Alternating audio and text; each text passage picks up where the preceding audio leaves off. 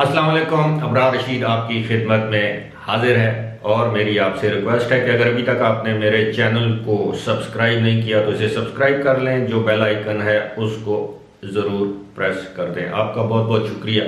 गुज़श्ता रोज़ मैंने अपनी एक वीडियो में जिक्र किया था कि भारतीय आर्मी चीफ तारीख में पहली मरतबा सऊदी अरब गए हैं, लेकिन इसकी कुछ तफसीलात मैंने ज़्यादा बयान नहीं की थी। आज मैं आपको बताना चाहूँगा कि भारतीय आर्मी चीफ जनरल नरवाने जो हैं वो ना सिर्फ सऊदी अरब गए हैं बल्कि 9 से 10 दिसंबर तक उन्होंने यूएई का दौरा किया है। यूएई के दौरे के दौरान उन्होंने वहाँ के जो ग्राउंड फोर्सेस के जो कमांडर हैं मेजर जनरल साले मोहम्मद उनसे या मोहम्मद साले उनसे मुलाकात की। उसके बाद ये सऊदी अरब गए, वहाँ पर इन्होंने अपने हम मनसब यानी आर्म फोर्सेस के सरबरा जनरल फाद बिन अब्दुल्ला से मुलाकात की। अब मैं थोड़ी सी तफसील आपको बताना चाहूँगा कि हिंदुस्तान में इस खबर को बहुत बड़े पैमाने पर इसको प्रोजेक्ट किया जा रहा है और ये कहा जा रहा है कि ये तारीखी दौरा है और ये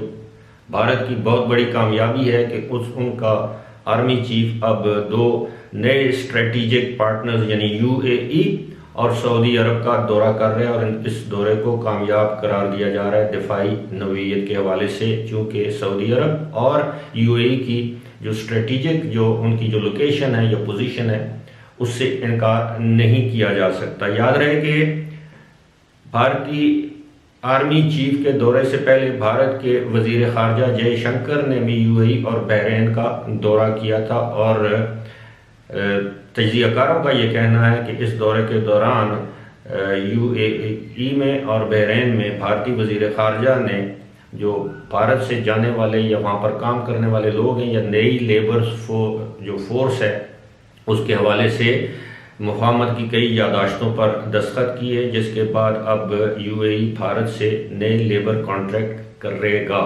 और जाहिर है किसकी कीमत पर करेगा, पाकिस्तान की कीमत पर करेगा। अब ये तो दिफाई बातें हैं, लेकिन असल सूरत हाल ये है कि इस वक्त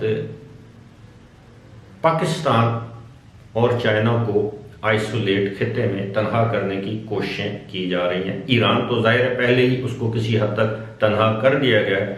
अब कोशिश ये की जा रही है कि खिते में यानी साउथ एशिया में पाकिस्तान की एक मखसूस जोग्राफियाई हैसियत है। अब कुछ ताकतें जिनमें इसराइल भी शामिल है वो पाकिस्तान को अपने तौर पर ऐसे आइसोलेट करना चाहती हैं कि पाकिस्तान सैंडविच बन जाए। और कैसे? एक तरफ अफ़गानिस्तान में इस तरह की जो फोर्सेस हैं, क़ुव्वतें हैं, वो दोबारा सरगर्म हो गई हैं, यानी भारतीय खुफिया एजेंसी राज सरगर्म हो गई है। तहरीक-ए-तालिबान पाकिस्तान टीटीपी जिसे कहते हैं वो दोबारा सरगर्म हो गई है और हालिया जो दहशतगर्दी के जो वाक़यात हैं वो इसके गवाह हैं। बलूचिस्तान में दूसरी जानब आपको पता है कि आए रोज़ दहशतगर्दी की वारदातें की जा रही हैं और हुकूमत पाकिस्तान का ये दावा है कि वहाँ पर जो कुछ हो रहा है वो भारतीय इंटेलिजेंस एजेंसी रॉ करवा रही है और इसके सबूत गुज़श्ता हफ्ते यूनाइटेड नेशंस के सेक्रेटरी जनरल को भी एक डोजियर की शक्ल में दिए गए। अब सूरत हाल ये है कि अगर सऊदी अरब, यूएई और इसराइल और भारत ये मिल जाते हैं तो ये पाकिस्तान को किसी हद तक एक किस्म का एनसर्कल करना, पाकिस्तान के गिर्द एक घेरा डालने में कामयाबी हो सकती है। लेकिन दूसरी जानब आपको मालूम होना चाहिए कि पाकिस्तान कोई बनाना रिपब्लिक नहीं है। पाकिस्तान की आर्मी एक प्रोफेशनल, वेल ट्रेंड और वेल डिसिप्लिन्ड आर्मी है और इसका तोड़ पाकिस्तान की आर्मी ने पहले ही निकाल लिया था। आपको मालूम है कि चीन इस वक्त दामे दरमे सुखने पाकिस्तान के साथ है, इक़्तिसादी मदद पाकिस्तान की कर रहा है, दिफाई मदद एक अरसे से कर रहा है। दूसरी जानब जब सऊदी अरब ने नाराज़ होकर पाकिस्तान से $2 अरब वापस लेने का तकाजा किया तो चीन ने हाल ही में यानी गुज़श्ता 4-5 दिनों में पाकिस्तान को रकम अदा कर दिया है कि आप सऊदी अरब को वो रकम शुक्रिया के साथ अदा कर दें। तो पाकिस्तान और सऊदी अरब के ताल्लुकात गुज़श्ता अगस्त के मुकाबले में बेहतरी की तरफ तो ज़रूर जा रहे हैं, लेकिन सऊदी अरब साथ ही साथ पाकिस्तान को ये बावर करवाने में, सऊदी अरब और यूएई ये बावर करवाने में मसरूफ़ है कि अब उन्हें पाकिस्तान की ज़रूरत नहीं रही और अगर पाकिस्तान उन्हें आंखें दिखाएगा या उनके सामने सर उठाकर चलने की कोशिश करेगा तो वो दोस्ती का हाथ भारत और भारतीय फौज की तरफ भी बढ़ा सकते हैं। जाहिर है अगर वो इसराइल की जानब दोस्ती का हाथ बढ़ा सकते हैं तो भारत के साथ तो उनकी पुरानी दोस्ती है, क्योंकि इनके बड़े अच्छे ताल्लुकात हैं और बेशुमार लाखों की तादाद में भारतीय बाशिंदे जो हैं वो सऊदी अरब और यूएई में रोज़गार कमाने के सिलसिले में गए हुए हैं। और आपको ये भी मालूम होगा कि गुज़श्ता साल भारतीय वज़ीर-ए-आज़म नरेंद्र मोदी ने न सिर्फ यूएई बहरीन बल्कि सऊदी अरब का भी दौरा किया और इसी तरह सऊदी वली-ए-अहद मोहम्मद बिन सलमान ने भी भारत का दौरा किया, पाकिस्तान का भी दौरा किया, लेकिन उन्होंने भारत का भी दौरा किया।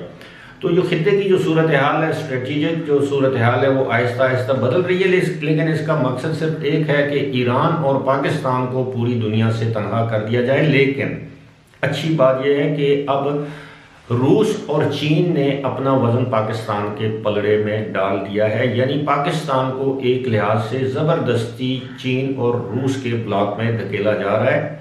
और आपको मालूम है कि सऊदी अरब और बहरीन, ये जितनी भी खलीजी रियासतें हैं, ये दर हकीकत पपेट हैं, ये अमरीकी ब्लॉक में रहे हैं, अमरीकी ब्लॉक में रहेंगे, इनकी सारी दौलत, इनके सारे असासे अमरीका में।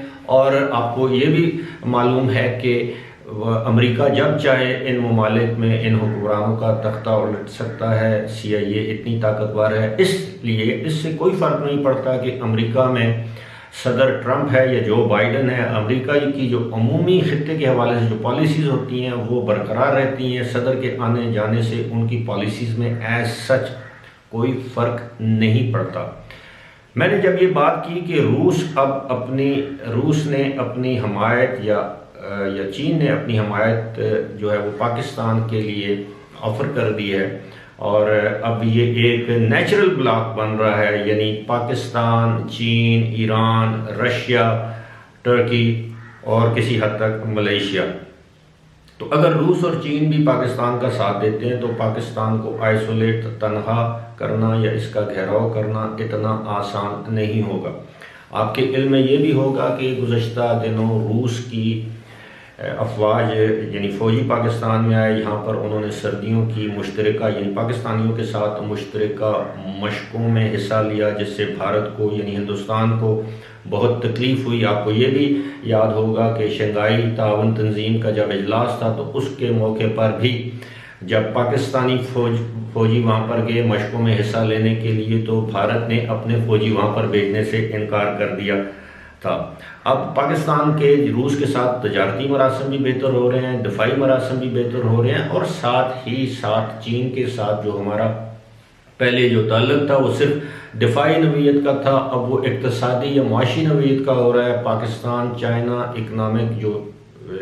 चाइना पाकिस्तान इकनॉमिक कॉरिडोर जिसे CPEC कहते हैं, अब वो भी उस पर भी काम तेज़ी से जारी है, अगरचे उतनी तेज़ी से जारी नहीं जितना हम समझते हैं कि होना चाहिए। लेकिन ये वो मंसूबा है जो हमारे मिडिल ईस्ट के जो भाइयों की आंख में खटकता है, चुभता है। और इसके साथ साथ दूसरी बात, जिस तरह मैं हमेशा कहता हूँ, आज अगर पाकिस्तान इसराइल को तस्लीम कर ले तो पाकिस्तानियों के लिए सत्ते खैरा हैं। फिलहाल इसी के साथ मुझे दीजिए इजाज़त। खुदा हाफिज़।